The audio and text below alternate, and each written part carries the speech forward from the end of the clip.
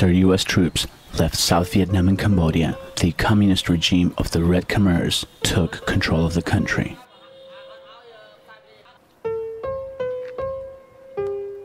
Between 1975 and 1979, they committed genocide of over 2 million people, 1/4 of the country's population.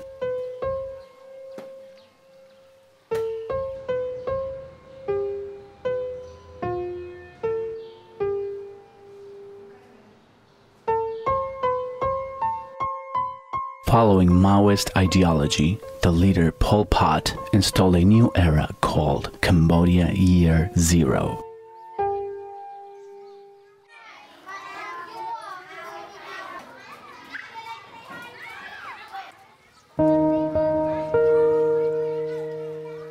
By eliminating everything related to the past, the currency, finances, closing schools, hospitals, abolishing literature and any kind of art, culture and religion, the Khmer Rouge subjected Cambodia to a radical social reform process that was aimed at creating a purely agrarian-based communist society.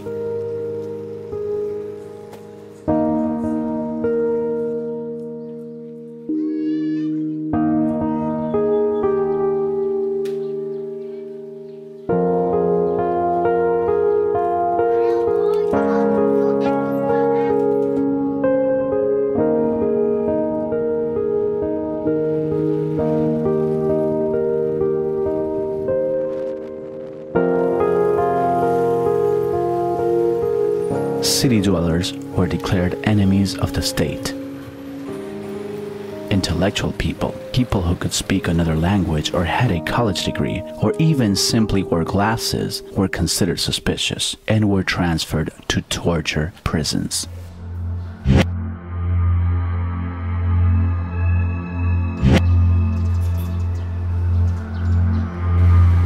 The most famous of these prisons was Tual Sleng, Security Office 21. Formerly a school, it is now the Museum of Genocide.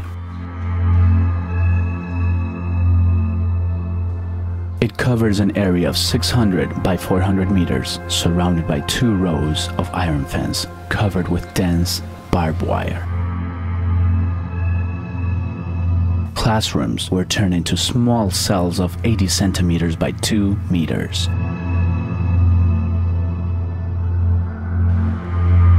The front of the building was covered in a wire fence, preventing prisoners from committing suicide.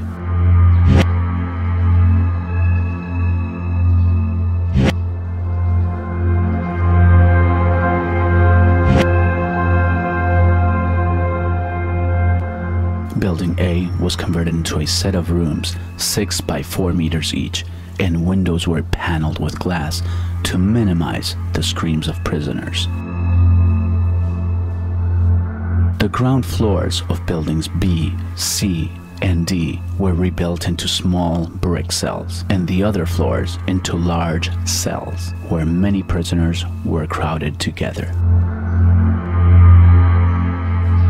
Around 20,000 people were placed into this prison, but only 7 survived. In January 1979, the bodies of 14 victims were found, one whom was female. They were the last people to be tortured and killed. They are buried in front of Building A.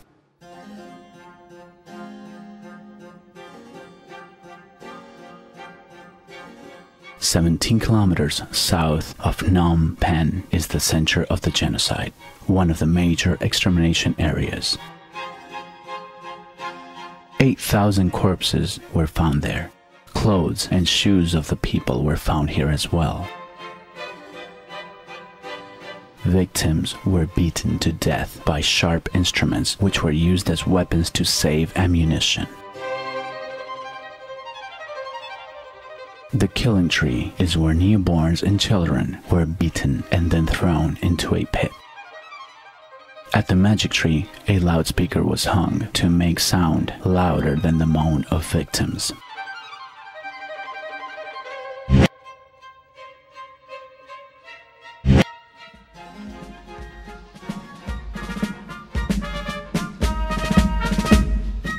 the international community remained silent about the situation. In the middle of the Cold War, the US was interested in isolating Vietnam, but Pol Pot isolated the country, forbidding the entry of any foreign institution. There were few protests by Australia, India, and New Zealand, but the US used its veto power at the UN. In October 1979, the Vietnamese army invaded Cambodia and defeated the regime of Pol Pot.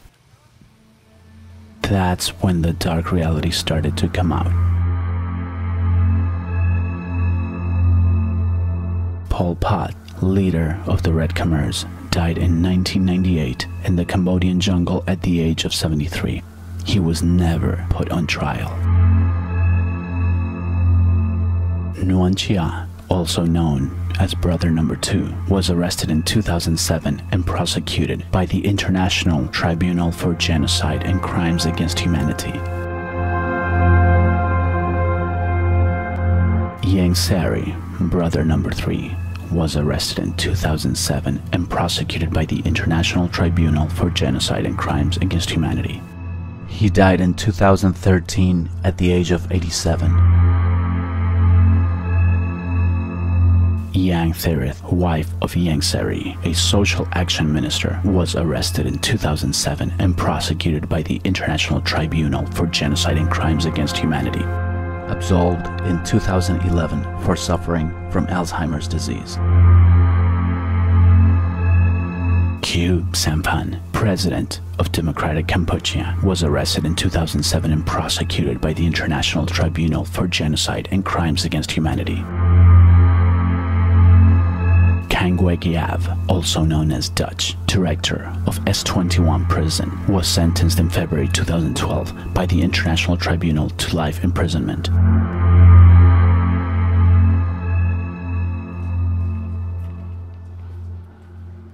Making the crimes of the inhuman regime of the Red Khmers public plays a crucial role in preventing a new Pol Pot from emerging in the lands of Angkor or anywhere on Earth.